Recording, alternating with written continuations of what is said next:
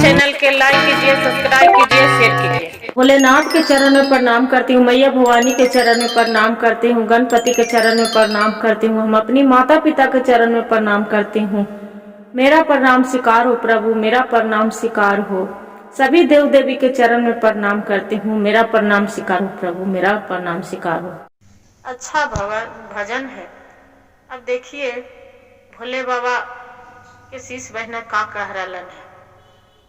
शिवा गोरु आइलाना बेलवा लगावे लगलन। शिवा गोरु आइलाना बेलवा लगावे हो लगलन। हे रम हो शिव गुरु जैते बेलवा सुखल हो राम। हे राम हो शिव गुरु के जैते बेलवा सुखल हो राम। जैसे जैसे शिव गुरु तुम बाघरो नालू हो। जैसे जैसे शिव गुरु तुम बाघरो नालू हो। हे शिव गुरु सुखल बेलवा देहु हरिया हो राम। हे शिव गुरु सुखल बेलवा देहु हरिया हो राम। इतना बचनिया सुनलन शिवज गुरु हो।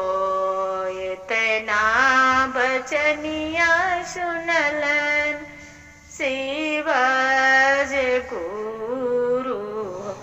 हे रमा हो सुखल फूल रमा हो सुखल बेलवा गैले हारी या हो राम। हे रमा हो सुखल बेलवा गैले हरिया हो राम। जन जन शिव गुरु गैलन बघिया लगाते हो गैलन। जन जन शिव गुरु गैलन जन जन शिव गुरु गैलन बघिया लगाते हो गैलन।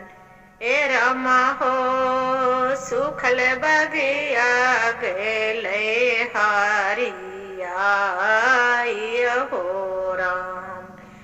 हे रमा हो सुखल बगिया गैले हरिया हो राम। जन जन हलेंदर भैया अइलन चर्चा बताते हो चललन। जन जन हलेंदर भैया अइलन चर्चा बताते हो गैलन।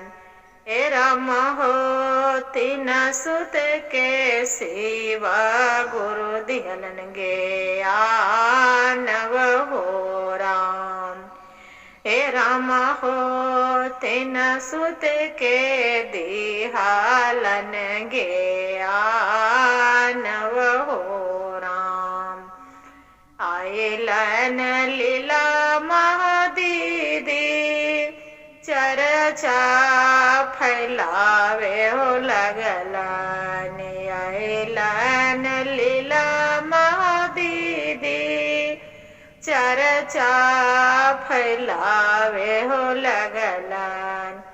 पहिला ने दया मांगी है दूसरा में चर्चा हो करिहा हे रमा हो तीसरा में नामा पर नाम करिहा हो राम।